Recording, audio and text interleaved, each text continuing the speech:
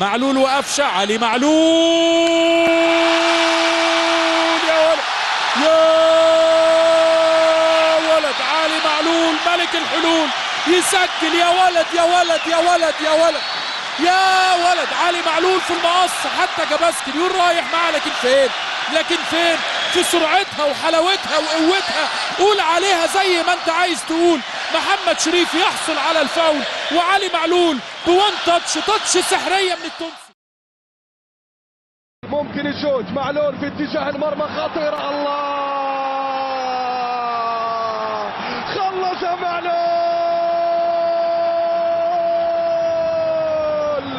معلول يا معلول، قدمك دائما تأتي بالحلول. الأهلي يسجل الرابع وينهي المباراة. خلاص انتهت الحكاية. البرونزية الرابعة للنادي الأهلي عبر التاريخ. الله يا معلول يا معلول. على وضعية التنفيذ داخل قفشه وبيحط جول. يا عيني يا عيني على الحلويات والطيارات، ومحمد مجدي قفشه يفتتح الحلويات في الدقيقة العشرة بيحطها حطة عالمية، ويجري على خالد بيبو علشان ترتفع الصيحات الأهلاوية. يا عيني على قفشه. وسام القناص، وسام كور في الجول. روعة يا ولدي، روعة.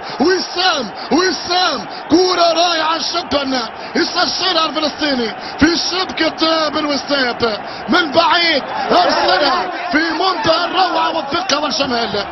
الهدف الثاني كورة وسام الصعبة على الحارس مصطفى الزغبة. ثاني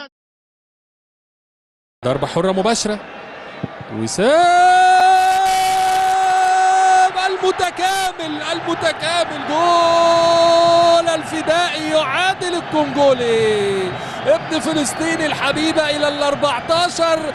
وسام أبو علي يتصدر قائمة هدافين الجدول، والأهلي يتصدر الجدول منفردا 72 نقطة، ونسر الأهلي عالي يحلق مع الفدائي. وسام أبو علي المتكامل، وسام الفدائي يسجل تاني أهدافه وينصب نفسه.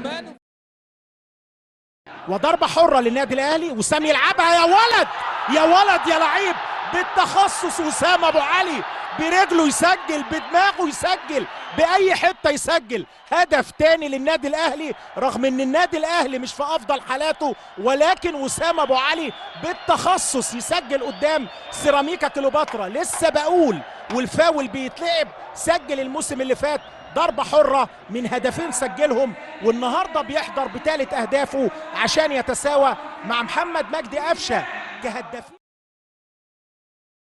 في لقاء سيراميكا الأخير. ادي وسام تسديدة يا ولد.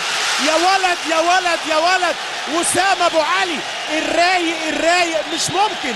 لسه بقول سدد زي دي وسجل في سيراميكا. الراجل على طول سهلة معاه وبيسجل الهدف رقم 15 عشان يتربع تماما على راس قائمة الهدافين للدوري المصري.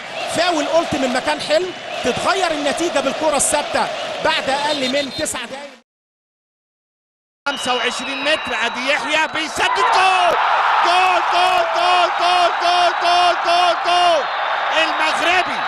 المغربي المزيان يحيى عطية الله يسافر بالنسر الأحمر إلى سماء القمة، قمة دوري نايل. إن المحب لمن يحب مجيب. ويحيى عطية الله يسجل أول أهدافه في لقاء. يا سيدي أمرك يا الأهلي، أمرك يا سيدي.